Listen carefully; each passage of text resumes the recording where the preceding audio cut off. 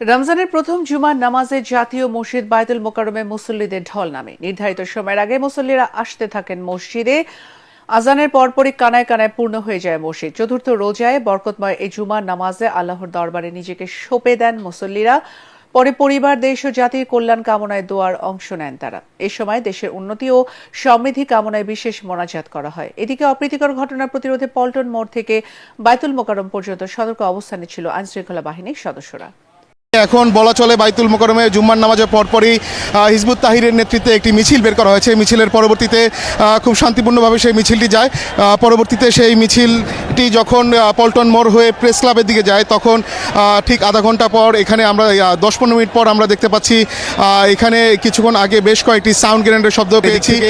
একটি মিছিল বের হয়। সেই মিছিলটি পল্টন মোড় হয়ে সেটি জাতীয় প্রেস ক্লাবের দিকে আগাতে থাকে।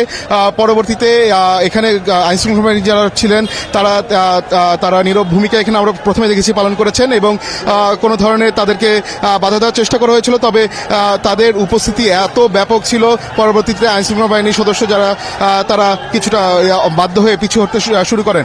পরবর্তীতে এখন বলা চলে পুরো এলাকা এখন এই বাইতুল মোকাররমের উত্তর গেট এবং এখানে আপনি দেখতে পাচ্ছেন এখন অনেক যারা মুসল্লি যারা রয়েছেন তারা এখনো মসজিদের ভেতরে রয়েছেন।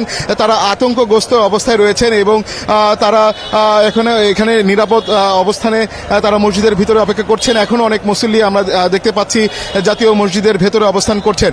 আর এখানে এই পুরো এলাকায় জাতীয় মসজিদের উত্তর গেট থেকে এই বাইতুল মোকাররমের উত্তর গেট থেকে পল্টন মোড় পর্যন্ত এখানে সেনাবাহিনীর সদস্য, যেমনটা আমরা জেনেছি ডিএমপি পক্ষ থেকে আমাদেরকে জানানো হয়েছিল গতকাল মধ্যরাতে হিজবুত তাহরির 3 সদস্যকে তারা গ্রেফতার করেছেন। এর পরবর্তীতে আমরা জানতে পেরেছিলাম যে এই বাইতুল মোকাররমের উত্তর গেট থেকে তারা মিছিল বের করবে, এরকম একটি নির্দেশনা আইনশৃঙ্খলা বাহিনীর পক্ষ থেকে আমাদেরকে জানানো হয়েছিল।